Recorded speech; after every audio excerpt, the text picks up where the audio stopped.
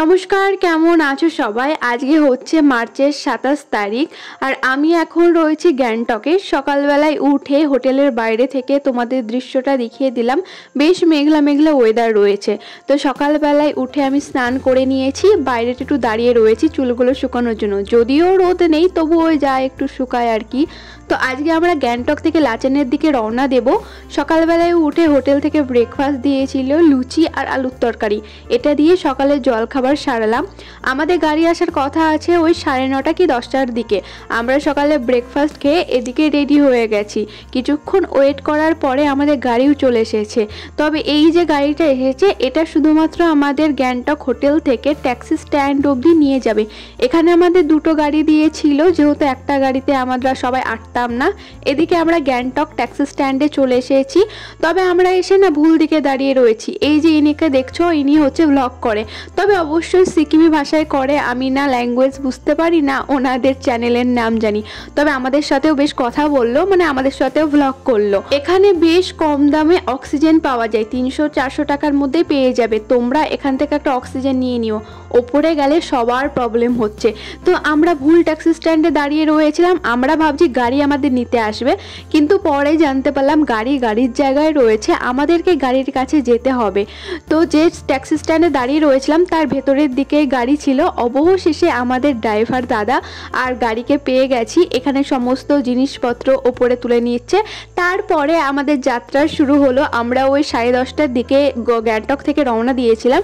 আমাদের গাড়িতে মোট 9 জনা ছিল, আমরা ছিলাম 7 জনা। আর সামনে যে দুজন বসে রয়েছে দেখছো, ওরা হচ্ছে কোচবিহারের দুটো দাদা ছিল। তো টোটাল 9 জনকে নিয়ে আমাদের ড্রাইভার দাদা রওনা দিল লাচেনের উদ্দেশ্যে।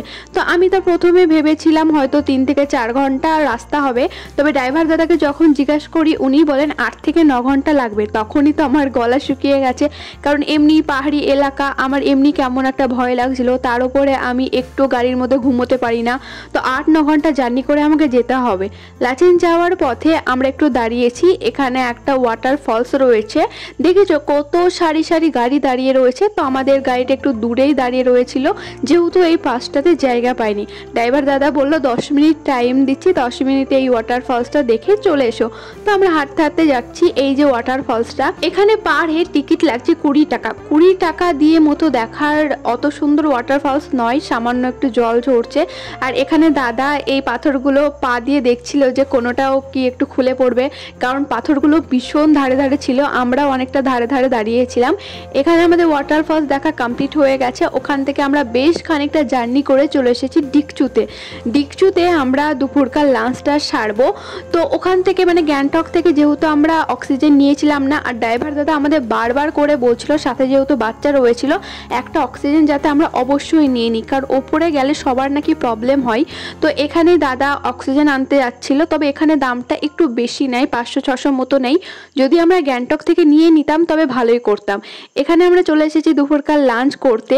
তো এই প্রথম আমি সিকিমের খাবারের স্বাদ পাচ্ছি। গ্যাংটকে যে হোটেলটাতে ছিলাম সেটা বাঙালিদের মতোই রান্না করছিল, খেতে বেশ ভালো লাগছিল। এখানে আমরা দুপুরবেলায় লাঞ্চ করেছি, কিন্তু লাঞ্চে এমন খাবার দিয়েছে আমি আর খেতেই পারিনি। তো এখন আমি ওখানে ছিলাম, তো দিদিরা এইদিকে কোথাও একটা গিয়েছে, মনে হয় যত সম্ভব নিচে গিয়েছে, কারণ এইখানে সুন্দর একটা নদী বয়ে গেছে। তো আমি যাচ্ছি ওখানে, আর এত পাহাড়ি রাস্তা আমি নিজে হাঁপিয়ে যাচ্ছি। ডিকচু থেকে লাঞ্চ করে নিয়েছি। আমাদের যে হোটেলটা বা রেস্টুরেন্টটা ছিল সেটা এই নদীর একদম ধারে ছিল। তো আমরা একটু সাইডেও গিয়েছিলাম, তবে বেশ অনেকটা নিচে ছিল, আমাদের অনেকটা নিচে নামতে হতো। তাই আমরা নদীর কাছে নামিনি, শুধুমাত্র একটু ওপর থেকে দেখেই আবার গাড়িতে চড়ে চললাম লাচেনের উদ্দেশ্যে। সিকিমে যাওয়ার পরে এটা হচ্ছে আমাদের প্রথম পাহাড়ি ব্রিজ ছিল এত বড়। তবে পাহাড়ি এলাকায় যে এত জাম লাগতে পারে আমি আগে জানতাম না। এখানে আমরা প্রায় অনেকক্ষণ দাঁড়িয়েছিলাম, জানি না এখানে কিসের জাম লাগে। বাপরে, সে 11টার সময় গাড়িতে চেপেছি আর এখন বাজে 5টা, এখনো সে গাড়িতেই রয়েছি আমরা।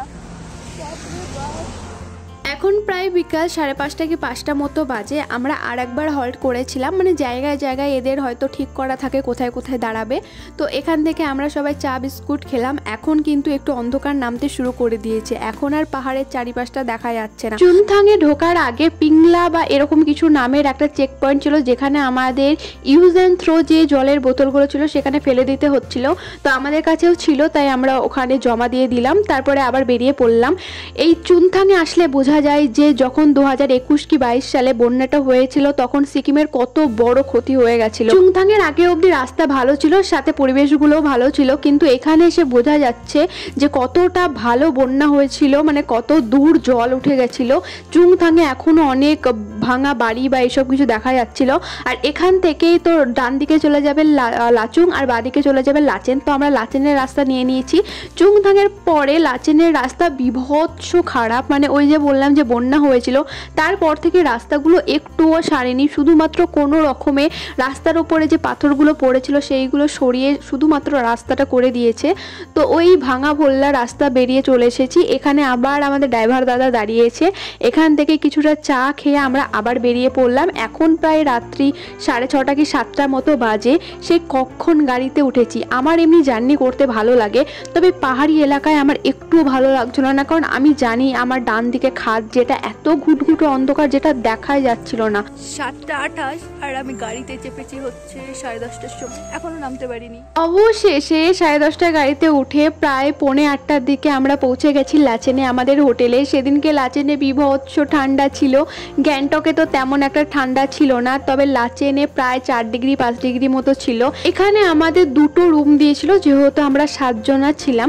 প্রত্যেকটা রুমে 2টো করে বেড ছিল, তার সাথে একটা বাথরুম ছিল আর একটা টেবিল ছিল। এছাড়া এই হোটেলে কিছু ছিল না। তবে লাচেনে যে এসে এত ঠান্ডা পাবো ভাবিনি। এদিকে তো সবাই লেপের মধ্যে ঢুকে পড়েছে। আমি পাশের জানলাটা খোলার চেষ্টা করছিলাম, ভাবছিলাম যদি বাইরে কিছু দেখা যায় পাহাড় টাহাড়। তবে এই জানলাগুলো জানি না কি সিস্টেম, হয়তো একেবারে আটা রয়েছে যেহেতু ঠান্ডা ঢুকবে বলে। তো আমি কিছুতেই এই জানলাগুলো আর খুলতে পারলাম না। এদিকে আমরা সবাই দেখছিলাম ঘরগুলো, আর সবাই তো দেখেছি জড়ো সড়ো হয়ে গেছে, এত ঠান্ডা পড়ছে। আমরা প্রায় 2টো করে সোয়েটার পরে রেখেছিলাম, তাও আমাদের প্রচুর ঠান্ডা লাগছিল।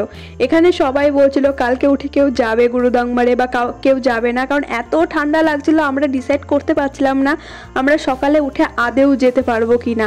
এমনিতেই এত ঠান্ডা, তার উপরে গুরুদাংমার বা কালাপাহাড়ের ওই দিকটায় আরও ঠান্ডা হবে, তাই আমি তো বলছিলাম আমি যাব না। তবে দেখা যাক কালকে সকালেও কি করা যায়। আর যিনি হোটেলের ওনার ছিলেন তিনি এখানে এসে সমস্ত কিছু বুঝিয়ে দিয়ে গেলেন। প্রত্যেকটা ঘরে গিজার রয়েছে, কিন্তু এই যে ঘরটা এটা দিদিদের ঘর ছিল, এই ঘরের গিজারটা ভালো রয়েছে।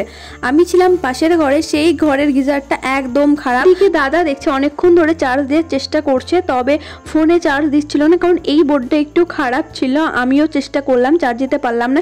এদিকে দিদি তো জড়টড়ো হয়ে বসে রয়েছে। আমরা চা করার সমস্ত জিনিস, চা, আদা, চা পাতা, চিনি সব কিছু নিয়ে এসেছিলাম, তো একটু চা করে খেলাম। এই গরমে একটু চা না খেলে হয়? আমি জানি না লাচেন বা লাচুংয়ের লোকজন চা খায় নাকি, আমি কোথাও গিয়ে এখানে চা অফার করতে দেখিনি। তারপরে আমরা একটু বাইরে বেরিয়েছিলাম। আমার যেহেতু হোটেলের মধ্যে থাকতে ভালো লাগে না, বাইরেটা একটু ঘুরে বেড়াতে ভালো লাগে, তাই বাইরেটা দেখেছিলাম। কিন্তু ভীষণ ঠান্ডা, মানে বাইরে মানুষজন একদমই নেই। এখানে হয়তো 7টা-8টা বেজে গেলে মানুষজন ডিনার করে একদম শুয়ে পড়ে, এরা খুব ভোরবেলায় ওঠে। আর এখন তো মনে হচ্ছে মধ্যরাত। এদিকে আমাদের ডিনারটাও তাড়াতাড়ি দিয়ে দিয়েছিল। ডিনারে ছিল হচ্ছে গরম ভাত আর সম্ভবত মটরের ডাল, বাঁধাকপির তরকারি আর আচার। এখানকার যে খাবারটা ছিল এটা মোটামুটি ভালোই ছিল। এটা একটা স্টোর রুম ছিল, ওনারা হয়তো সারা বছরকার আলু, পেঁয়াজ সমস্ত কিছু এখানে স্টোর করে রেখেছে। এখানকার মেন খাবার হয়তো বাঁধাকপি, যেখানেই যাচ্ছি বাঁধাকপি মাস্ট থাকছেই। তো এই যে আমি আমার প্লেটটা নিয়ে নিয়েছি, এবার রাত্রিবেলা খাওয়া দাওয়া করে ঘুমোতে যাব, কারণ আমাদের ড্রাইভার দাদা স্ট্রিক্টলি বলে দিয়েছে যে কালকে সকাল 5টা থেকে 5:30টার মধ্যে আমাদের বেরোতে হবে, নয়তো এখানে যে একটা ব্রিজ তৈরি হচ্ছে সেই ব্রিজে আর 7টার পরে পার হতে দেয় না, নয়তো আমরা আটকে পড়বো। তাই এখন গিয়ে ঘুমোবো, কালকে সকালে উঠে আবার তোমাদের সাথে দেখা হবে। তো চ্যানেলটাকে সাবস্ক্রাইব করো, দেখা হচ্ছে পরের ভিডিওতে।